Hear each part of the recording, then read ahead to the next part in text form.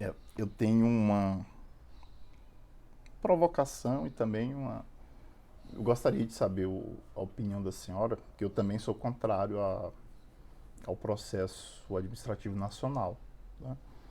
E eu tenho defendido há um tempo, já conversei com a professora Irene, já conversei com o professor Sandro Desan, para a gente importar aqui para o direito administrativo, na verdade para o direito administrativo sancionador, algo que já existe lá na tutela coletiva. Né?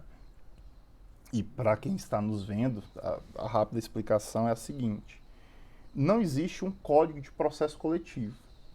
Então, e aí eu vou virar para a câmera porque, né, para eles entenderem o que eu vou perguntar para a senhora, não existe um código de processo coletivo. E o CPC, o Código de Processo Civil, ele não tem a essência do processo coletivo. Né? Então, o que foi que se fez?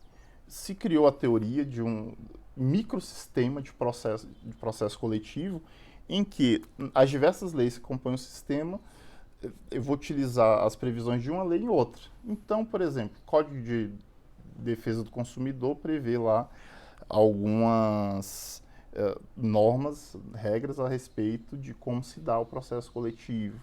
Então, eu posso utilizar aquela previsão para defender o direito de uma pessoa idosa, de uma pessoa com deficiência. E todas aquelas normas de microsistema que defendem aí a tutela coletiva, elas emprestam conceitos um para o outro. E eu só vou ao Código de Processo Civil, que é mais genérico, quando aquelas normas não me atendem. Né? No começo pareceu um pouco bagunçado, um pouco difícil, mas hoje, numa tranquilidade, se utiliza o microsistema de processo coletivo, de tutela coletiva.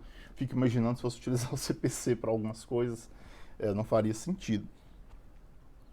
E eu tenho defendido, professora, a possibilidade de se estudar, de se verificar a chance de a gente defender uma espécie de microsistema, portando ali da tutela coletiva, de microsistema do direito administrativo sancionador. Né? Porque a gente tem uma, um objeto de relação com a administração específico, né? Processo de sanção e licitação, servidor, o processo administrativo fiscal, né? Todas essas questões, elas têm algo em comum que é a administração utilizando. Acho que foi a senhora que começou a utilizar esse termo, inclusive, poder extroverso. Né? Caiu no concurso, depois eu fui na professora de no livro da professora. Acho que é o professor Celso Antônio que usa muito esse termo aí, né? Pois é, mas eu acho que foi a primeira vez que eu vi foi no livro No da meu senhora. livro. Poder extroverso da administração. E eu fiquei imaginando, mas não seria mais viável, mais pertinente a gente utilizar as regulamentações que existem do direito administrativo sancionador, especificamente, ainda que do PAD na licitação, lógico que quando compatível, né?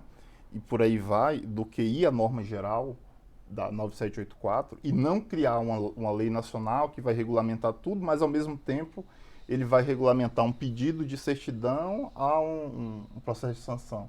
A senhora acha que seria conveniente, pelo menos, começar a estudar isso? Teria que haver umas coisas, uns princípios muito gerais, porque aí nós caímos de novo na matéria de competência concorrente, né? Porque muitas dessas matérias aí é competência concorrente.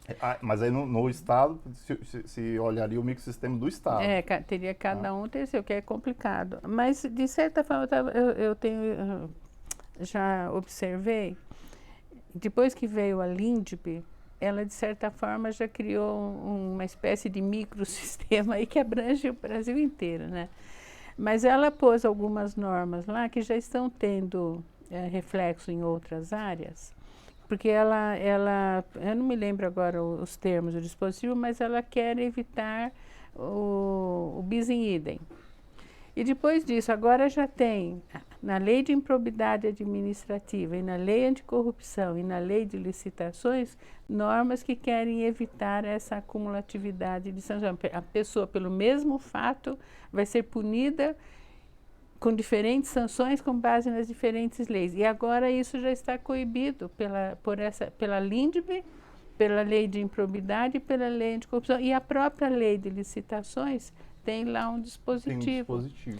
Então, não deixa de ser um microsistema aí, né? Aí, Ou um assim, macrosistema. imaginando que não tem, macro. que não tivesse, né, a alteração da LINDB. Se essa norma tivesse prevista em uma lei apenas, digamos na lei 12846, que é a lei anticorrupção, a gente poderia utilizar, nessa teoria, porque não é uma lei, essa teoria do microsistema, essa norma que proíbe o bis in idem da lei 12846 no PAD, por exemplo. Né? Porque, na realidade, antes de saírem essas normas, eu já defendia no meu livro, até falei, será que se inspiraram no meu livro? Porque eu já dizia que eu achava que não era possível a pessoa ser punida pelo mesmo fato com base em duas leis diferentes, né? Como é que pode? Até a reparação civil, né? Imagina você ter que reparar como duas, é que você três, vai ver? quatro vezes. Não, e agora, além de você não poder punir, você tem que descontar. Você já aplicou uma multa aqui, você tem que descontar na multa seguinte. Então, eu achei isto corretíssimo, né? Não deixa de ser uma norma única aí, de âmbito nacional, praticamente, né? E que não deixa de ser um microsistema aí de direito sancionador, né? Então, com a bênção da senhora, acho que vamos ter Mas que não é explorar em toda a matéria, teria que ser uma coisa assim para determinados aspectos, porque aquilo que é competência concorrente tem que ser respeitado. Aí teria que ir para, no caso do Estado, verificar as leis que compõem o microsistema do Estado. Né? É muita coisa que em outros países são mais fáceis, aqui no regime federativo fica mais complicado, né? Quando é país unitário, você vai lá, faz uma lei. Agora, a nossa tendência, que é a tendência da legislação federal, é para centralizar. Eles estão centralizando cada vez mais, né?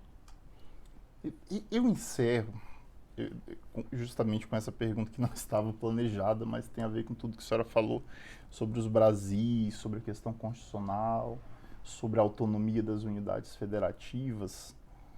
O Congresso Nacional, ele está localizado em Brasília, como todo mundo sabe, mas ele tem representantes do Brasil inteiro. Né? A administração, por mais que ela seja composta por gente do Brasil inteiro, as normas principais, sobretudo do Executivo Federal, elas saem lá de Brasília. Né? E muita coisa é tratada em regulamentação. As nossas regulamentações estão cada vez mais complexas e grandes, etc. e tal. E eu fico pensando, ao contrário do Congresso, que as pessoas são retiradas das suas cidades, do Brasil inteiro, para estar lá, essas regulamentações, e hoje a gente tem audiência pública, etc., mas elas são feitas por pessoas, e mais uma vez não estou pessoalizando, mas por pessoas que moram no único lugar do Brasil que é diferente do resto, ou seja, que não é município, não é cidade. Né? A senhora não acha estranho isso também? Não, mas eu tenho falado isso em inúmeras oportunidades, né? O legislador federal ele legisla para Brasília. E não é só a regulamentação, é todo o Congresso Nacional inteiro, né? Ele legisla para Brasília.